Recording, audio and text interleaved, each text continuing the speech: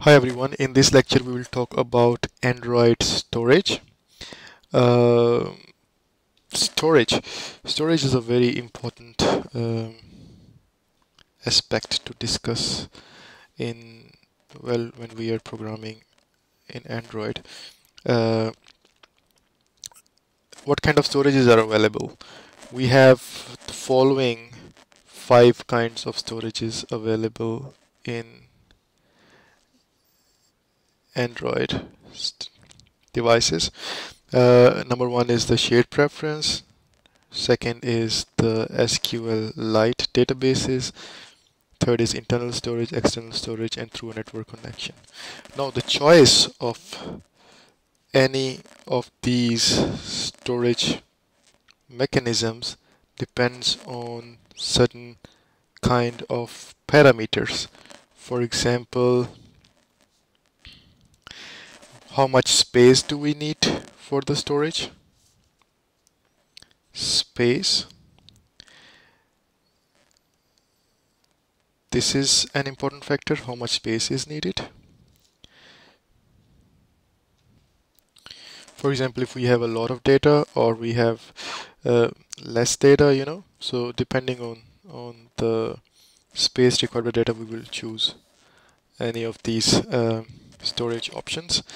Number 2 is, for example, if the data should be accessible by the user, accessible by the user, or it should not be accessible by the user.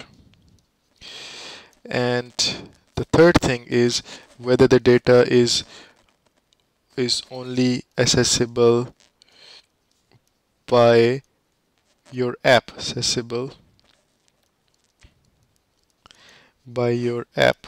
by your app, or it should be accessible by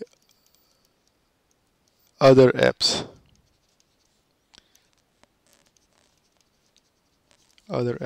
So these are the factors, some of the factors that define or that tell us what kind of stuff. Based on those, we can choose any of these 5 storage options available to us. So if the data is accessible only by your app, it is a private data, and if it is accessible by the user or it is accessible by other apps, it is a public data, public.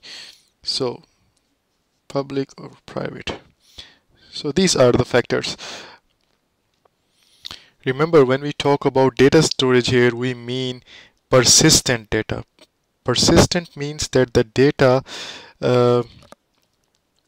is not lost even if we close our application. This is persistence data, that can be saved, even if the application is closed, and it can be accessed when the application is on again.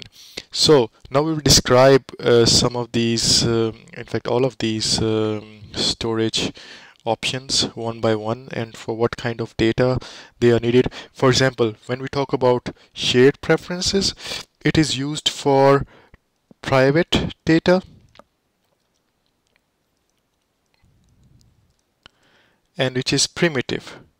You can say it is primitive means that this data is the one that is actually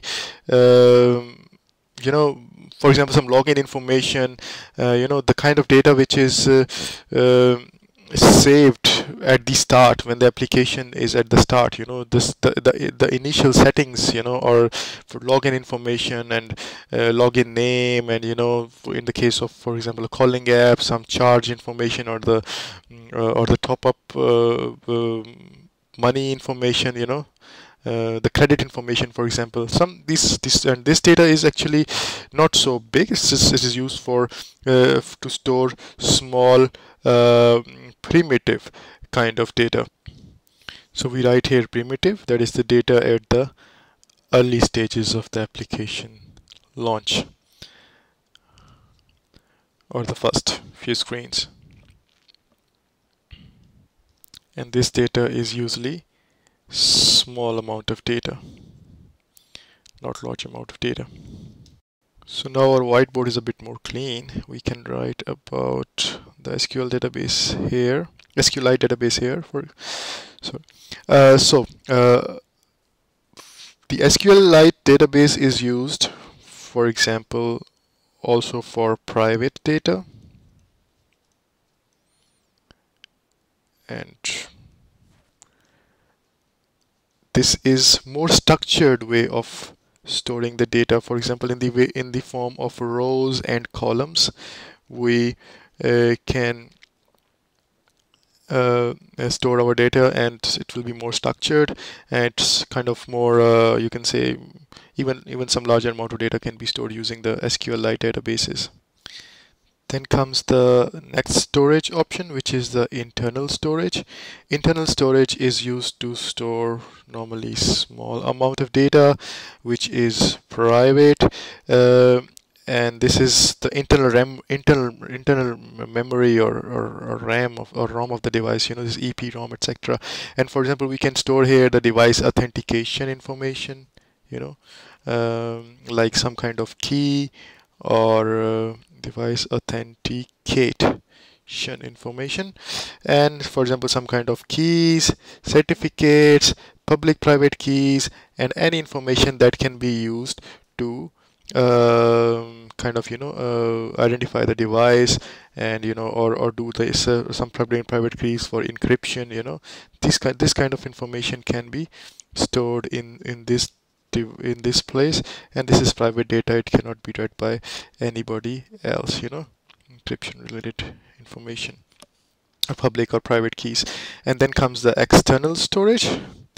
External storage is a large amount of data which is public, and it is stored in the external storage location, as the name says. And then we come to the network connection. For example, through a network connection, we can store the information on the servers, and this information can also be, for example, accessed from the servers by other users. This is also large information, large amount of data, and also public. So this is kind of a little bit of description of the storage options in an Android device. And as said, the storage options to store persistent data for our applications. Persistent, by persistent we mean that the data which will persist even if the application is closed.